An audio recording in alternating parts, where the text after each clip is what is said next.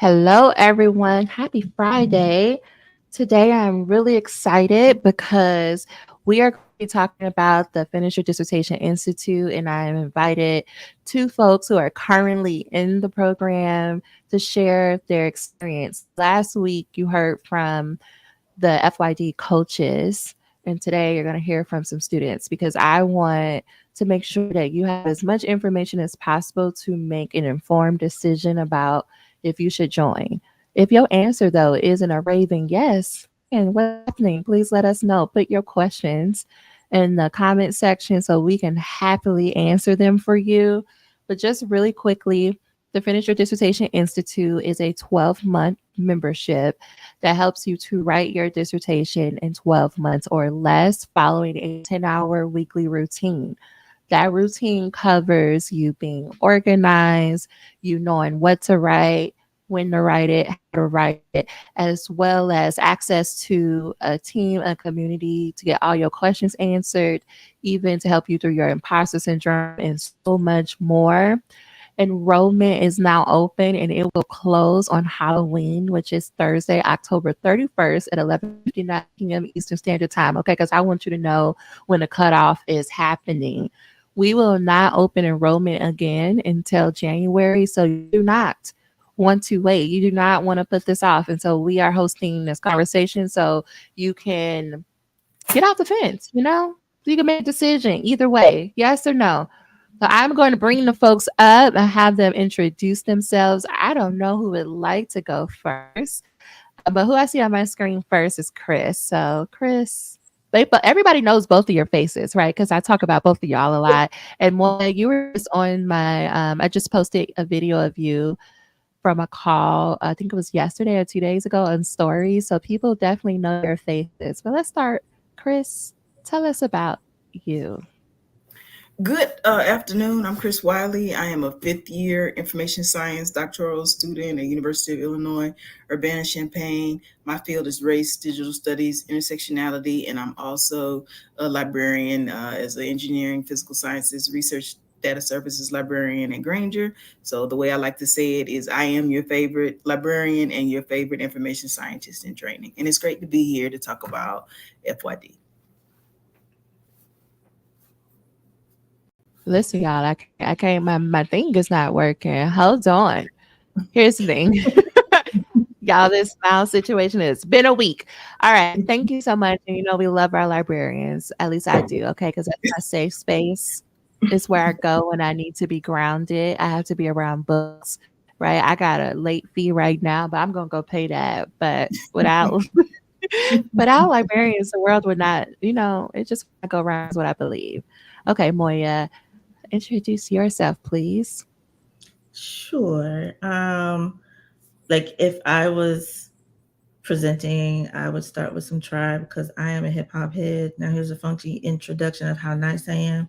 I am Moya Harris. I am a fifth year doctoral student at Christian Theological Seminary in the African American Preaching and Sacred Rhetoric program, where my research is focused on ancient African rhetorical theory and prophetic preaching. It has a little bit of hip hop, womanist thought. I am also a retired registered nurse. I'm an itinerant elder in the AME Church. That means I'm a reverend. I'm not a pastor, but I'm on a ministerial staff.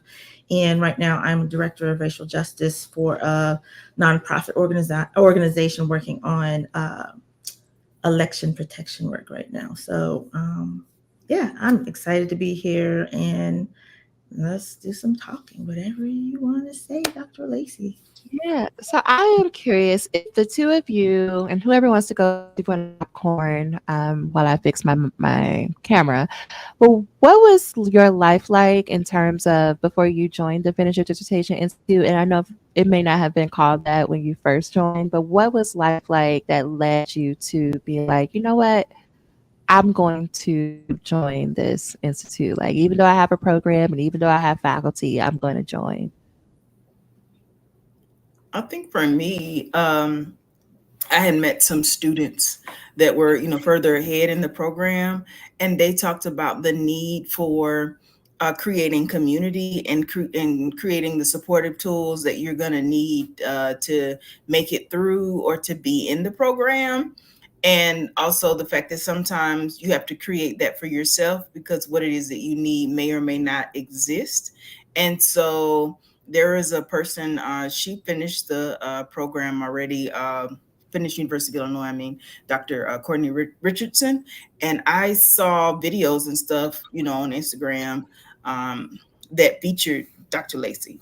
And so I was like, oh, what's this? Because at the time it was talking about finishing your dissertation in 12 months or less. And I was like, I have no clue how long it really takes because at that particular time I was literally just starting the classes. But I was thinking, well, it's community, it's learning about the, program. I also realized that very early that doing the PhD was nothing like doing my master's. I know, my bad. I thought that it was, but it wasn't. So just knowing that I might need to have community around you as you do these various parts of the program was what I had heard from other individuals and how they had working groups and things like that. So that's how I found out about the program. Yeah. And I love that proactive approach because I do get the question more so now, like recently, a lot of people who are in coursework or maybe they're just starting their exams process, they're like, is it too early for me to join? Like, is it okay? And I tell them about it all the time, like, nope, Chris was there, being like, I'm gonna just have this, I'm gonna learn this process and get the support now. So by the time get into these exams, into the proposal, I already have everything in place. What about you, Moya? It's funny because the first time I heard about you, Dr. Lacey, it was on Spotify. Actually, it might have been Google Podcasts, one of them. But I started listening to your podcast, and they just spoke to me. And the one I definitely remember was writing with ADHD. During the pandemic, I started my program like 2 months before the pandemic hit. So while we were supposed to be working in cohorts and in person, our community was broken up and become virtual, and it was very difficult. So I was looking for anything to help me to navigate this spaces even before I took my comps. And I found your audios, and I just did the research and found you. And I was in coursework. I didn't try until I think I had finished comps, and I was like, I didn't know what the heck I was supposed to be doing. I felt like I needed some help. I didn't know. I felt like I should know, but I didn't. So, well, let me go over here. And I'd had a coach during my comprehensive period that was very, very helpful, but it didn't have the same type of communal aspect, and I needed that. So that's how Mm-hmm. I wanted it. And so, if I could ask a follow-up question to that, did you have any like angst around? Well, I've already worked with someone. I make another investment into another person, even if the community aspect is there. Like, did you have any angst about that? I did actually. I felt like, oh, am I cheating on my coach? Right. And the thing is, I still talk with my other coach because she's a colleague, she's a friend, she's a support, she's a mentor. So I believe when you find a method that speaks to you in the time that you are, right? Like there's different periods of your well, as you're matriculating through the program. And in this period, I needed someone whose processes fit where my executive functioning is. So like the way that you break down the writing is exactly what I need to break it down to, because that's where I struggle, is breaking things into small pieces. Mhm. So Mhm. it got me unstuck. Yeah. So with that, right? Like, so thinking about, okay, I need a process with ADHD, the community, knowing the importance of having the support in place. Can y'all talk about like what were your expectations going in from maybe like listening to the Spotify or watching the Instagram? What were your expectations going in, and how did those evolve as you got into the program and started learning about it? I know you might need to think, but or go ahead. My expectations were to grow. I really wanted to grow. I wanted to finish. And the community met that and has continues to meet that in terms of, I consider, qual scholars community members my siblings, that are in the program at various institutions located, all around the world, and some of them have experienced things that I've never experienced, or they completely understand because they've been there too, and then they finish. So for me, it was about, growing, and then having people to body double with when you're writing, because it's something about seeing that Zoom screen and everybody else is writing. So you like, well, I guess I need to be writing too because they writing, nothing else doing, So it's that accountability of they writing. So get to write, get that paper out, or type or whatever. So that's what Absolutely. for me. No, that helps me a lot when I think about especially my dissertation experience. Like I'm so grateful to the people because I will go shoot it. I'm like, I don't want to do it. And people from living on campus will show up at my door and be like, no, we're going to write. And I'm like, I don't feel like it. Yes, you are. Get your book back. You going to. And knowing that you're in a space, and even if you want to get distracted, I look over and then somebody's writing, or I'm on Zoom and somebody's writing, like it helps more than I think folks know. It makes a What about huge you? difference. Yeah. Yeah. Yeah, yeah. My expectations was I expected to get a process that I could duplicate, that I could do. But the thing is, I'll get a process and then I won't do it. Or I'll do it for a Mm. while and then I get under stress and then I go back to my old ways. So it's like this accountability place where I can go say, hey, I need help getting back to where I need to go. So like accountability, but a process that I can, if you give me a framework, I can do it. It's just sometimes I can't, I need that initiation. How do I get this started? Oh yeah. Okay. And that's what I expected. And it has been once I got out of my own way. Mm-hmm. With that, if y'all are comfortable, right? Like, and now I'm asking you to speak to maybe your experience or other people that you've witnessed in the group experience, because right, y'all have a different viewpoint than I do. I go on these Instagram streets and I'm yelling like, you need to break this part, like you need to break the process up, right? You need to let writing be writing, and I'm making it so simple. And I was just having a meeting in preparation for this weekend's 10 pages in 2 days writing retreat about, I'm like, you can give people everything. At one point in my coaching experience, I used to detailed outline people's dissertations. I used to say, write this. This is how you write it, right? And now it's more of like, this is the process to do that for yourself. And yet people don't. And right, I spent a lot of time like, okay, but what do I need to say? And now I'm just at the place, right? Like, clearly you don't want it bad enough. In terms of, I'm not saying you don't want it, you just don't want the pain of it. So what is my question? My question is, based on how you've seen either yourself or other people show up who get the most results, even though you're listening to me say something that is very simple, how do you reconcile that? Or how have you seen other people reconcile that? How do you see them work through? I know that it is a step by step process, but that always said is like, that's not going to work for me. Like, my chair is not going to, I can't do a shitty paragraph. Like, this is going to take too long. I need to get results now. I know that was a lot of things at once, but any thoughts that are coming up between the two of you?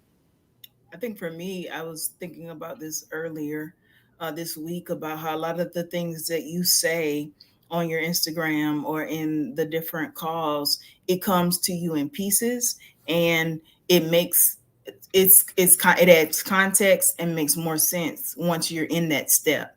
For example, I remember you talking about the literature review process and how, that can stumble people. And then when you look at the outcome of that they really move past it. You have to do it, but they're really interested in your method section. And I turned in a revision work, which was basically the background, the problem statement, the theoretical framework, the the full literature review that I had, and then the research site and the start of a methods and recruitment. And it was just fascinating to me to sit in that meeting this past Tuesday at 10. And it was kind of like my committee was like, well, what do you think? And you've said that to us before, that we become the people that are the experts in the room that are guiding the process.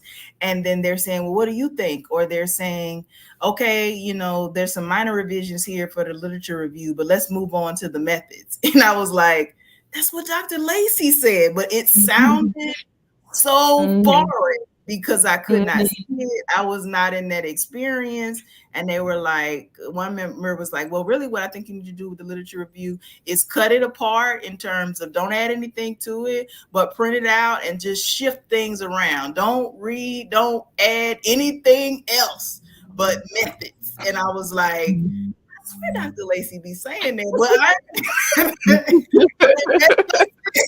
it was like I mean, you be talking, and that's how it felt. And I was like, man, and then the way they kept looking at me saying, what do you think? Well, what do you think? And I was like, I just started having a meeting with myself. In the meeting, I said, insecure Chris, shut up, not you, and be quiet. Because I was so nervous, because you write for comments and you want to do well, yet you don't know how to do well because I've never done this. So it's just fascinating. And I guess my ultimate point is that sometimes you can't understand it because you've not got to that step and you've not been in that experience. But to see it now, I'm like, man, I'm the expert, me. So yeah. That's and if I could ask a follow-up question, because if anybody has been around for a minute, especially from the summer, now I was over here trolling Chris every on Instagram, telling Chris like, write this in 30 days. Okay, let the people know, right? Because you went through all of that and you was like, it's just, you wrote a whole proposal. When did you start? And when did you turn in, you would say, like your first full draft, and how would you describe that process, right? Because even though I was trolling you of like 2 weeks, a month, right? And you kept being like, I'm not doing that. I'm going to do my own thing. I'm like, but you could. Yeah, I started writing this summer, and it was kind of like this summer, they just kept saying to me, we want to see what you're writing. So you got to put it on the paper. So put the words on the paper so we can see how to help you.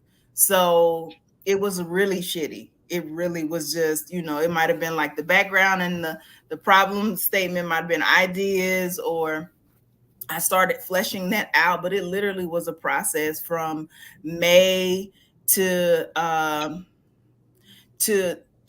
recently to October 1st. I will say that by the time the summer ended and I got back to campus, or at least I not got back, but in the sense that the faculty was back, and I was turning in that version, which was probably in August, was a draft that had the background, the problem statement, and the theoretical framework part. The literature review was kind of like ideas. So when they told me, you really come a long way to think where you started.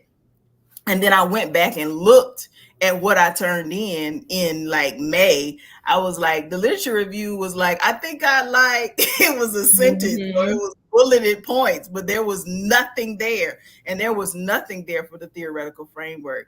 And then just watching that process continue and knowing that it came from ideas, because when I started this summer, I came to the first retreat that you had, and you were talking, and that people were in the writing time, and I had like bits and pieces of paper, and I'll never forget, it was Anduada and Noreen, and they were like, Chris, what you got? And I was like, I'm struggling. And they were like, well, tell us what you're trying to do. And they gave me and helped me create a map of my ideas. And then from that map, I just kept writing things out. And so to know that it came from nothing, and not just not necessarily nothing, but ideas that were fleshed into, you really do have to write it over and over and expand and see what they say about this and see what they say about that. That was the part that I did not know. It's similar to writing a journal article, but my t-shirt is coming out soon. This ain't that. This is not this ain't that. This This ain't ain't that. Y'all heard that plug? A t-shirt is coming out. This ain't that. say that because I Okay. think we think that it's gonna be that because you know that Mm, experience of writing the article, and I'm like, there's similarities, but a dissertation is not that at all, or it's expanded in mm-mm. a way that you have not expanded, not necessarily unless you know, because there are people I met who already this might be their second, PhD or their second, master's, and they did at least the thesis part. So some parts are similar, but for Yeah. me, No. And I want to say too, I want to make a note of this is different because you were working really closely with your entire committee. And the reason why I want to make a note is because, yes, this is part of the exam process. And many programs, even in the exams, that's not the culture for the student to work on a weekly or bi-weekly basis with their committee of being like, okay, I wrote this paragraph here, look at it and let's talk about it. Okay, I wrote this section or I revised this page, let's talk about it. So I want to name, if you're tracking the timeline, that is why, because this has definitely been a communal project. And while many committees think they're showing up in the way that yours has been, most are not. Like yours has been very informed, like at least from just the updates that you've been giving, like they've been very affirming. They've been very much like, let me roll up my sleeves and let's look at this step by step together. Whereas for a lot of other students, their chairs is their primary source of going back and forth with their document, and their chair can be more hands off in the sense of just show me a draft when it's finished. Like just show me when you're closer to the finished stages versus like show me your shitty draft. So I also want to name that of I think that is beautiful. And I think it's we too talked about because I changed yeah. the change the advisors. I know that that's why that is. I didn't know it at the time, but I had to change advisors because one of them was like, she doesn't do race, and the other person never responded. So I was literally in January trying to, well, I mean December before the holiday, writing the director of my program to say, hey, my one advisor has said she can't help me further. I'm trying to take my exam. I really need help and I do not know what to do. And I sent the because I was in one of those situations where when I started the program in fall 2020, I had two advisors. And so I was thinking that as long as the chair was good, you were good. And then I did make the changes that the second person had said to my narrative statement, but the chair still drove the vehicle, so to speak, of moving forward. And when she said she couldn't assist further, I was asking the other person, hey, this person has said this, do you still, are you still going to be able to help me? And she never had a response. I'm not judging her for it. I'm just saying, this is my life. This is my Mhm. experience. So I wrote the chair of the department and was like, hey, the program director of the department, and was like, hey, this is, I need help. Can you tell me what to do?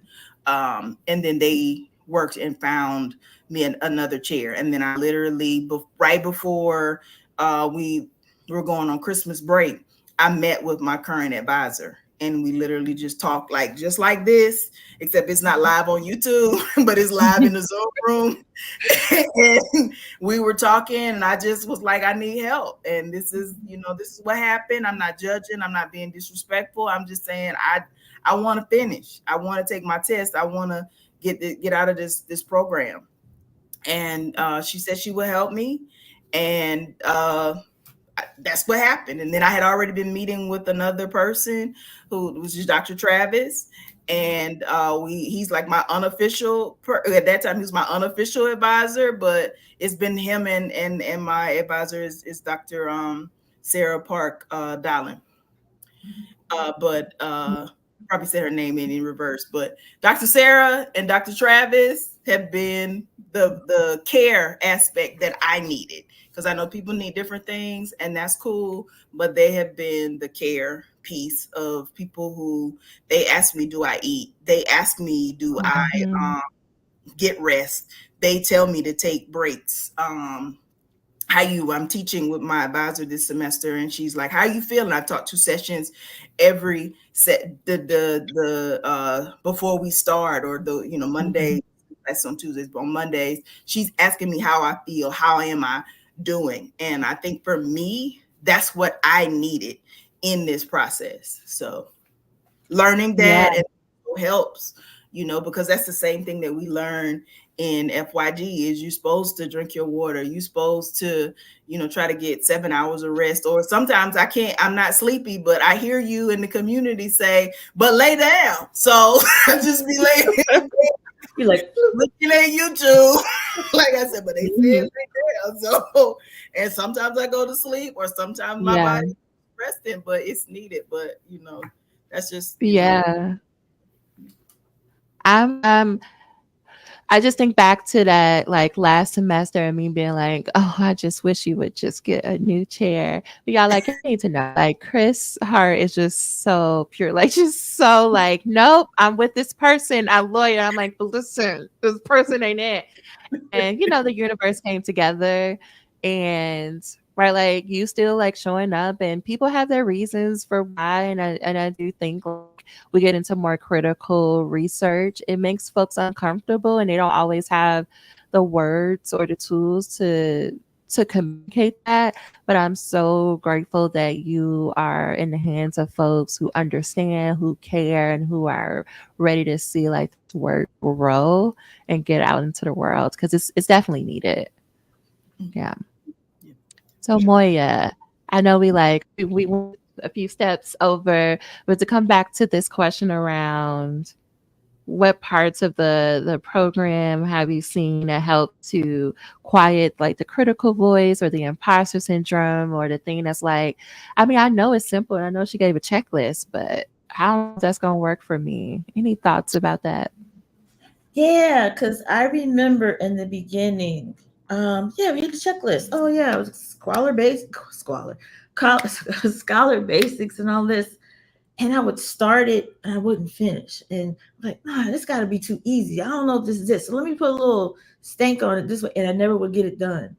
And finally, I think it was this summer, because I took a break because of just a whole bunch of stuff going on medical. I had surgery in March, and me and my chair decided, we were like, I've been going and going and going with a whole bunch of stuff going on, take a break. But when I came back and revisited the whole process, and it was like this eureka moment hit in my head.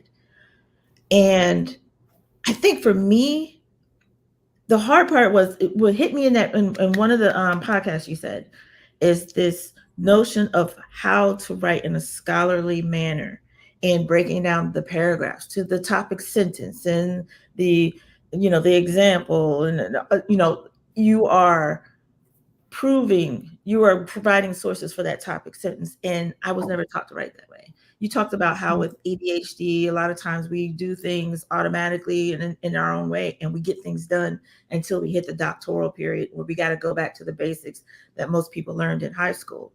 And that hit me big time. So your editing process of like, okay, the second round of editing after you've done the spell check, you've got to look in your little shitty paragraph, find the topic sentences, and okay, it's like the argument. That's your argument. That's your thesis of your paragraph. And where is the evidence that supports that? And I was like, duh. It was like, bing. And I was like, man, Mm, I started on this about 2 years earlier.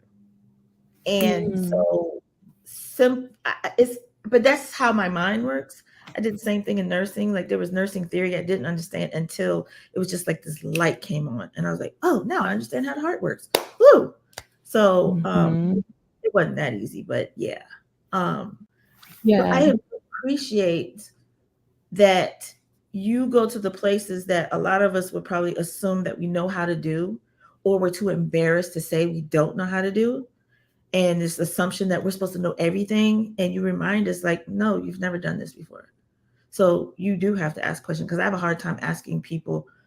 I don't like to bother people. So I will go all over the world to try to figure things out and waste a lot of time. And you call me on it. It's like, no, you don't have to do all that.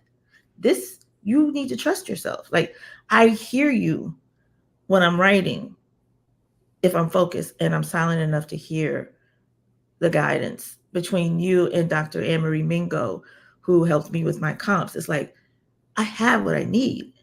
I just have to trust myself to do it and allow the system to support me. Yes. Absolutely. And that could be the hardest thing, right? Like that self trust piece, especially to the point of like, right? You very much well be saying like, I'm a whole nurse, a whole one, okay, a whole one, right? I'm over here, right, traveling around the country, presenting, keynoting. Like, why would I need somebody to help me how to do this thing? A And sentence. I can do CPR and defibrillate, but I can't write my topic sentence. yeah, Yeah, that'd be Yeah, the when thing. I I talk to can you, publish a whole set of articles, but I can't write this dissertation. What do you mean? right. What do you mean? I really I wrote can do that. all the sources and the books. I could tell you who wrote this and this, but I can't put it on paper. It's like it's hidden here. Like Dr. Lacey, you keep telling me, you just got to get it out of you. But I've got to get it out in a systematic way that shows that I know the information and I can share that information with others. And that's the hard part because you've got to slow down. Yes. mm, Yes. I mm, don't know about you, but it's half the time when I'm goofing off or not really trying to focus. I don't know. It's like that's when I'm scrolling on Instagram. Something about qual scholars comes in the thing. I'm like, can she see me? She know I ain't doing my job. I Those ain't doing my work. algorithms be real. It's a video, it's a post or something, or that meme that says, but you have 30 minutes. And I'm like, I scroll real fast sometimes. I'm like, ah. ah. that is funny. But like, I mean, everything comes, I feel like, when you need them. But this is all, it helps me to create content, right? Because sometimes I'm like, I'm just get out into the void. It's just even helpful. But then I'll get a voice note from Chris. It's like, let me tell you what happened. And Moya is always good with like just the affirming, like grounding words. Y'all are helping me just as much as I'm helping you. Yeah. Well, look, So there's that's someone like right now. Right, like there's someone right now. It's middle of what, fall semester. We're Mhm. going to that time of year where we make promises to ourselves, like, "Ooh, Thanksgiving break or winter break, I'm gonna catch up." Like that's gonna. I just need to push through until then, and then I'm right. We make all these promises, like I'm gonna write the entire proposal, and that 2 week time, and all the things. Mm-mm. There's someone who's like, I just need to wait to join FYD because the break is coming, and I'll be able to catch up. Do you have any words of wisdom, encouragement for that Don't wait. person? Don't wait. Join today. Join yesterday. Today. Today, because I think one of the things you teach us in FYD is to prepare for the worst version of ourselves. And that's not that we're bad people, but that's the version of you that's tired. That's the version of you that does not want it. That's the version of you when life lives. And as much as the best version is true and accurate and a good depiction of us, so is the worst.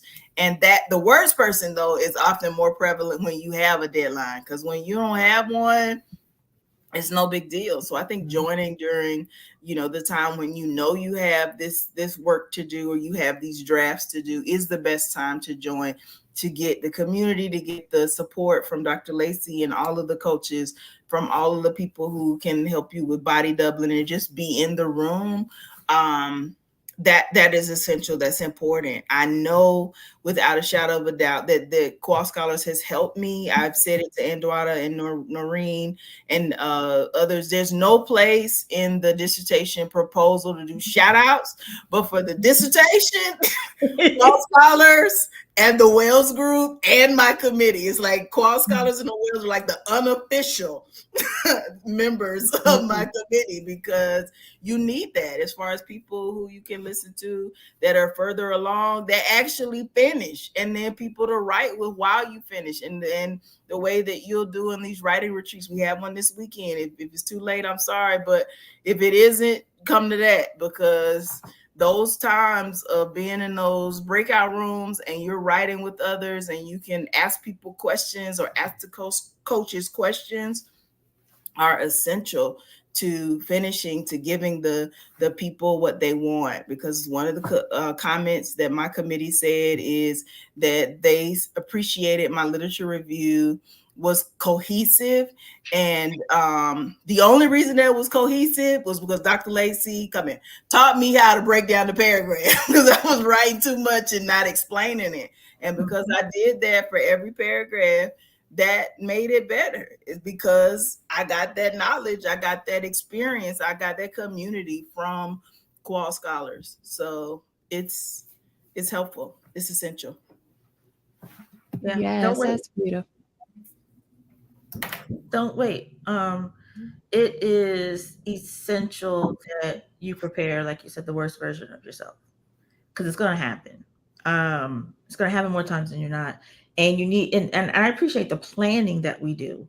It's like, okay, so what are we going to put in place when this happens? How are we going to be prepared for that? Like, for people who have neurodiversities and executive functioning issues, planning is not your sweet spot. But having community, having a process, I say do it now so that you can have a chance to stumble and fall and have somebody there to help pick you up. Um, it makes a difference. Community is key because it's lonely while you're writing this stuff. It really is.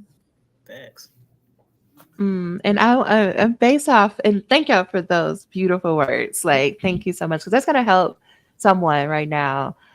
Help hear it from multiple sources. And on this thought of community, right? Because I try to explain to people like it's not your regular like doc student community. Like nobody, and we're not being stuffy. Okay, we're not.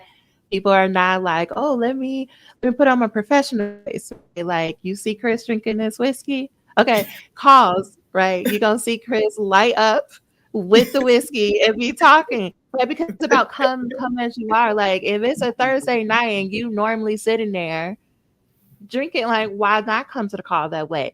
If you're Right. someone who like, oh, I had a hard day, I'm in my bed, you in your bed. If you're right, someone who's like, I just need my tea, my bonnet, and my right. And I'm not trying to like name all these things, but I'm saying this is a place where you can come and just be Mhm. yourself. Anything that y'all would add to that in terms of this community piece to help folks understand? I think for me is that you have people who have been there too and are there at the same time that you are, and then it's even icing on the cake, for lack of a better description, when you see people that have finished that come back and are coaches. Like I think about like Dr. Henry or Dr. Lee Kali, and it's great because you've seen them on the call, you've heard them share their stories, you've seen them present their dissertation, and it's like it's a real name, it's a real face, and then it's not just those people, it's other people when you listen to the podcast that have finished too or are writing too. And so, one, you're not alone, so you don't have to work in isolation. We grow in connectivity with others. I really believe that. And so it's helpful to see other people, the breakout rooms, all of it is just extremely helpful because you need community. And when we live in a world when there are few people who look like us that are Black with numerous and an array of identities, it's great to see others because they have full lives, they have families, they have kids, they have full-time jobs, and they're continuing this progression to become doctor. And so you don't have to explain the Blackness, you don't have to explain what it is to work in corporate America industry, or what it is to work in academia, or for people who are building businesses. You have representation of people who understand. And so it just helps in sense of the community aspect of you're not alone, and you have people who know exactly what to tell you, what to do. They can help you with citations, they can help you create whatever template, or if you need to ride at dawn, they will do that too. So it's just really helpful. Listen, we ready to pull up, okay? Again, y'all heard me say I was ready to fight Chris's chair. Both of them. Both of them. But I was like, you're right. I'll let you handle it. It's fine. Yeah, I love the fact that you celebrate one another, Mhm. and we're there when things don't go the greatest, Mhm. and we encourage one another, but then we investigate, okay, what can we do differently, and we do it as a community, so we Mhm. learn in the midst of it all. I just appreciate that. It's like, okay, what are we going to learn from this, and then what are some stumblings that we might avoid or we might experience. You talk about that pit that we go into. We're all going to go into that pit of like, why the hell did we decide to do this? Mhm. And you have to remember what is our why. And also about that whole notion, motivation is not what's going to save us, right? It's that dedication and the commitment. Mhm. And I appreciate you could step away if you have to, Yep. come back. Because Lord knows I've done a lot of stepping away and coming back with my travel schedule. but I know the group is there, and sometimes I just need to see the people Mm-hmm. to be reminded. Okay, I can get through this. Oh, there's Dr. Lacey's face. All right, she's all right. I can do this. Mm-hmm. Yeah. Yeah, that's. Hmm. I think maybe one of the last questions that may be holding someone back is I hear all of this. This sounds beautiful. It sounds like exactly what I need. But the money though, $2,000? Are you sure? Like for someone who is trying, who are like, like in this economy, you want me to invest. And as a side note, there are options, right? It's Afterpay, there's Klarna for a payment plan. I've seen payment plans as low as like 160, 170 a month. And I also understand that still is an investment. So any thoughts about that you have or encouragement that either one of you have? I think it's important to invest in you. Um, Mm, that's you know, because what I'm learning in this process is, in as much as the doctoral program is about becoming a doctor in terms of the expert that you are in your field, the process is you doing that. And why not invest in yourself? We invest in so many things that are outside of ourselves, and I'm not judging that or criticizing that. Do you, boo? Feel that with my heart, whatever that is. But I'm saying, as equally as all those other things are, it's important to invest in yourself. One of the statistics that they always talk about is 3% of African Americans are have or obtain a PhD. So, but in order to do that, the support that we need is not necessarily like the support that others need. So, creating and cultivating the support that you need so you finish, so that you not just finish, but you finish and you haven't had a nervous breakdown, you finish and you're not in the hospital, is so essential, because lives. And I know that more than anything, because my father passed away in May 2023, and that was not an experience that I was expecting to have, because he was the first person in my family that finished in 2000 and worked full time. So I just knew he would be able to hood me. But that's not what the way that it is. But I also have the community of people in Qual Scholars and the Wells Group and Trans Voices that have really been there to help. But it was because I made the decision to invest in myself, because I wanted to become Dr. Wiley, because I wanted to be a better researcher. Has it been hard before my dad passed? Yes. And in everyday life, absolutely it is, but I still want it. There are days though I'm like, man, can I go work at Trader Joe's? Can I just be a librarian and F this? But I still want it. I don't want to give up on myself, and I want to continue. So whatever it is that you need to do to invest in yourself, I say go for it, because you matter, because your voice, your expertise, your life lived experience, your writing is needed in this community and in this world. mm, that is beautiful. That is beautiful. Thank you. No problem. I Mm. forgot what I was saying. Oh, about the money. About the money. I was like, what were we talking about? Lord. Yeah, no, your brain was like, "Oh, down the rabbit hole. I got No, it." it was the Trader Joe's that did it for me.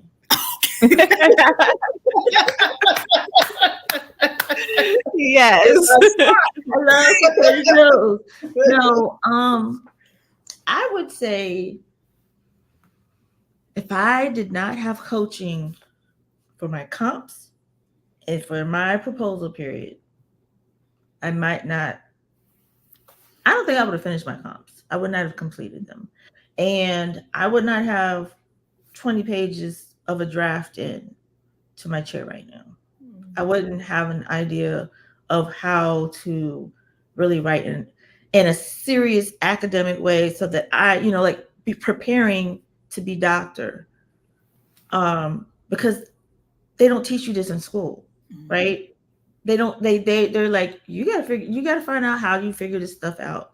So the investment for me is priceless, because I believe I'm a scholar, but just because you believe it, you need to have somebody to equip you to get to do those steps. And as Black people, as a Black woman, what is it?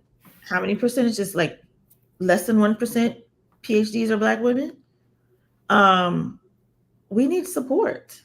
And there's a whole like in academia, Black women are struggling. There have women in the past year have passed away in academia. So we've got to be in a place where we can be whole and contribute to our fields as well. How do we be Black and woman and trans and who we are? How can we be authentic and be whole in the process? So Mm. How can we be authentic and whole in the process? Absolutely. Hmm. Thank y'all so much for sharing. Um, I'm telling you, like, you have no idea how much people go back and watch these videos to get the reassurance, to get the courage to press submit on the payment form. It's a big deal, right? If you remember, you hitting that same button, like it's a big deal. And your words and you sharing your experience while being in the process helps people to be like, okay, this is a good investment. I can trust myself to make this decision. So thank you. What would be the best way if folks wanted to follow up with you? What would be the best way for them to do that? Well, for me, you can email me at chriswiley34@gmail.com if you're ever interested in my stories for information science or being a librarian. There's a Wiley Report at gmail.com, or it's on YouTube, the Wiley Report. So you can see me either way. Yeah, and go for me, watch y'all. yeah, I'm about to go check you out. Thank you. If you want to check me out, you can email me at funky_scholar70@outlook.com. Or you can also check out my stuff on sojo.net. Yeah, sojo.net. And then if you go to about and look for me, I have some of my articles, which are some of my academic work shifted to articles, like on the spirituality of Lauryn Hill and some other stuff, if you want to see some of my stuff. But if you email me, have questions about this whole thing, come just funky_scholar70@outlook.com. Even if you want to email some tribe lyrics, go back and forth. Because they're in the Hall of Fame, in the Rock and Roll Hall of Fame. So yeah. Yes. There are two things from Instagram before we end. Cinda Kathy said, I'm not working on my dissertation yet, but I'm expecting to begin soon. This world to me is still pretty foreign. Glad you're here. And Kristen wants to know, Chris, where can I pre-order my t-shirt? I need a printer, but I'm gonna make it. This ain't that. This ain't that. Seriously, thank y'all so much. And yeah, I just love having y'all in the group, and it's just such great energy. And this is beyond, like, y'all represent beyond what I could imagine as a fourth year doc student, being like, one day I'm gonna have a group of other doc students and they don't have to go through this pain. And so I just genuinely appreciate and I am grateful for y'all to like trust me to help you at any point in this process. So thank you. No problem. Mhm. Thank Okay, you. everyone else, please enjoy your Friday. I hope y'all have a good night. And if you still want to join us, like Chris mentioned, for the 10 pages in 2 days writing retreat, you still have time. We get started tomorrow at 12 noon Eastern. You do not want to miss this because it's going to be so good. Have a good night, y'all, and we will talk to y'all later. Bye, Bye. y'all. Okay.